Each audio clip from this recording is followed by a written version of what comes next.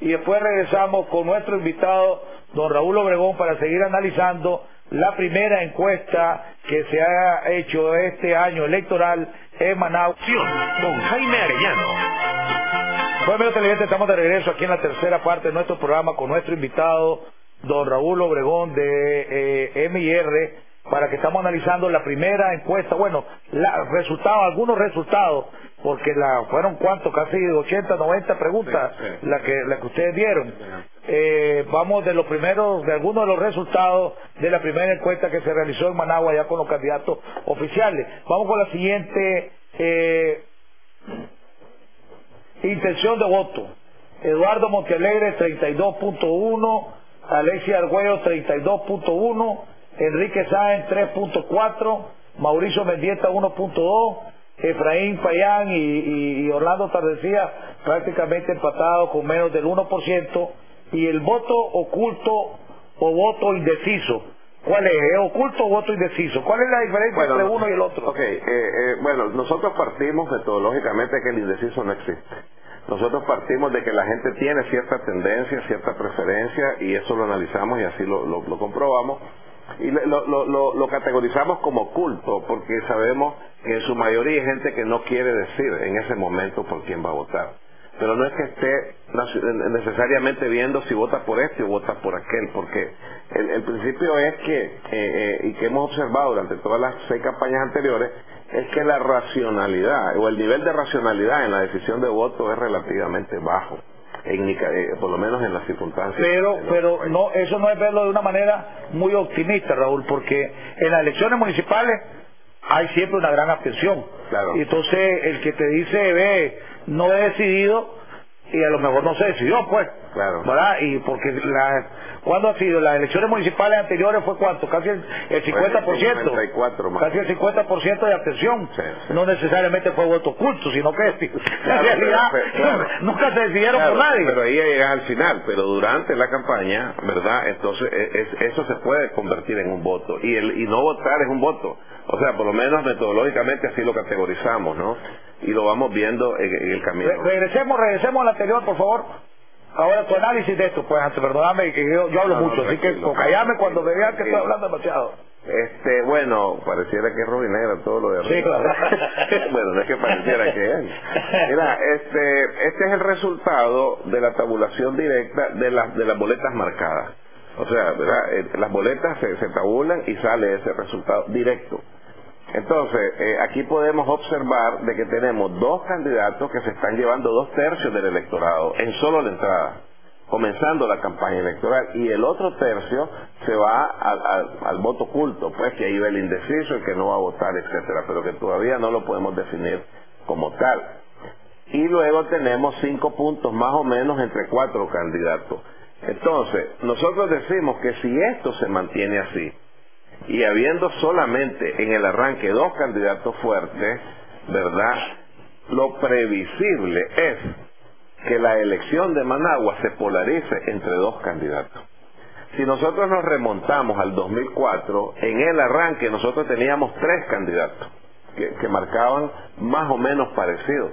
Teníamos a Nicho Marenco, ¿verdad?, que comenzó con 20 y pico. Teníamos a Pedro Joaquín, que comenzó con 20 más o menos, y a Alejandro Fiallo, que comenzó con 15 y pico. Entonces se veía claramente que iba a ser entre 3 candidatos. Y lo mismo vimos en el 2000. Veíamos a Gerty Lewites por ahí arrancando con 20 y pico, 25 puntos. Veíamos a William Baez en aquel tiempo con 15 y pico que arrancó, y a Wilfredo Navarro que andaba por 20 y tanto también. Entonces veíamos 3 candidatos, ¿verdad?, que podían ser una opción para el electorado. Ahora la diferencia principal está en que lo que observamos claramente es que hay 2 candidatos en este momento. Ahora, esa pregunta es clave, porque, y no me quiten esta, porque de acuerdo a las láminas anteriores que vimos, vos tenés a Enrique Sáenz y Mauricio Mendieta, que son desconocidos, ¿verdad? La gente no lo conoce, no sabe si van a votar por ellos o no van a votar por ellos.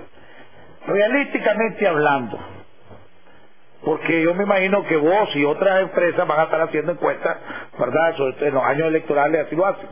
Realísticamente hablando, ¿cuándo podés identificar, según tu experiencia, si esta va a ser una carrera de 2 caballos o va a ser una carrera de más de 2 caballos. Pues porque como ellos tienen un margen de gente que no lo conoce, entonces puede decir Enrique Sáenz, puede decir Mauricio Mendieta, espérate, que me voy a dar a conocer, voy a inyectar publicidad, voy a andar en todos los barrios, papá, para en agosto, te pueden decir, para en septiembre, ahí decirme si es de 2 caballos o no es de 2 caballos. Okay. ¿Eso es realísticamente posible o no? ¿Cuándo ustedes pueden determinar, hombre, este es de 2 caballos, olvidémonos lo demás? La campaña oficial. Cuando comienza la campaña oficial ya prácticamente se sabe, ya vamos a estar claros de cómo va a ser la cosa, si es polarizada o vamos por varios candidatos. Por ejemplo, en el 2000 vimos, William Báez arrancó con 2 puntos, 2% arrancó William Báez, la verdad. Y terminó con el 20 y pico. Terminó con el 22, oficial, ¿verdad? Entonces, pero vimos que ya eso fue tipo abril más o menos, que fue cuando le pasaron la raya a Pedro. Cuando le pasan la raya a Pedro le hace un endoso activo, digo yo, a William Báez. ¿Qué significa eso? Que Pedro Solórzano comienza a andar con William Báez de arriba para abajo, y de hecho era su jefe de campaña. Entonces vimos saltar a William Báez de 2 a 10, a 12 más o menos, y después lo vimos en 16. Entonces cuando comienza la campaña ya Báez estaba como en 18. Y los 2 otros candidatos habían comenzado bien desde el principio con la fuerza de sus 2 partidos, ¿no? Entonces se veía claramente de que esa elección iba a ser a 3 bandas. Pues entonces voy a hablar, puedo calcular que para en agosto, si estos no marcan doble dígito, así es. Este es de 2 caballos. Esto es, sí, así es. Podría totalmente. Vamos con la siguiente lámina. Intención de voto según corriente ideológica. Bueno, pero regresemos a que estaba chequeando mi nota, a la anterior. Porque aquí vuelvo a hacerte la misma pregunta. Exacto. A mí me llamó mucho la atención que haya este empate entre Alexis y Eduardo. Y yo se lo decía, se lo comentaba a Eduardo en una plática. Le decía, mira, Eduardo, hombre, yo creía que vos ibas a estar mucho más arriba que Alexis, porque en el tiempo en que se hizo esta encuesta, nadie te estaba pasando los medios sandinistas que le sacan ese spot de los CEN y todas las demás chuchadas. Hombre, no había controversia alrededor de Eduardo.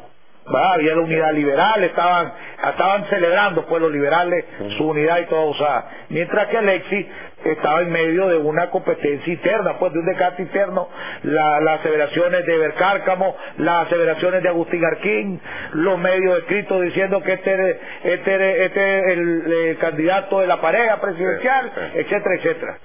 Entonces le digo yo, esto significa que vos tenés que tomar más en serio tu candidatura de Managua, porque no está fácil, pues no va a estar fácil.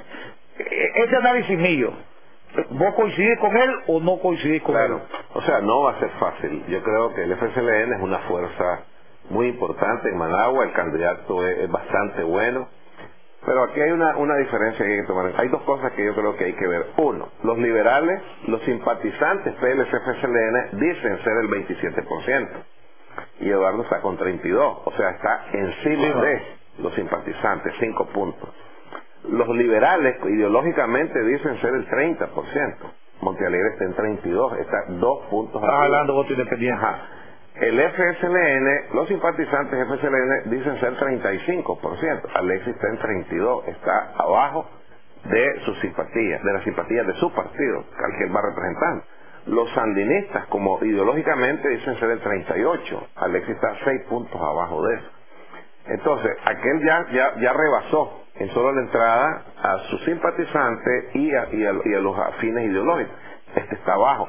O sea, Eduardo está comenzando mejor, Alexis está comenzando, aunque están empatados, está comenzando peor. Claro, Alexis prácticamente está comenzando en su techo. O sea, el FSLN en Managua son 35-36% históricamente. Sí, pero Nicho y Herty han ganado con un 40 y pico, 48%. Claro. O sea, ahí donde yo no... Porque Eduardo me hizo ese mismo comentario, me dice... No, me dice, yo estoy comenzando con el piso y Alexis con su techo. Espérate un momentito, le digo yo, si Nicho sacó el 40 y pico % de los votos.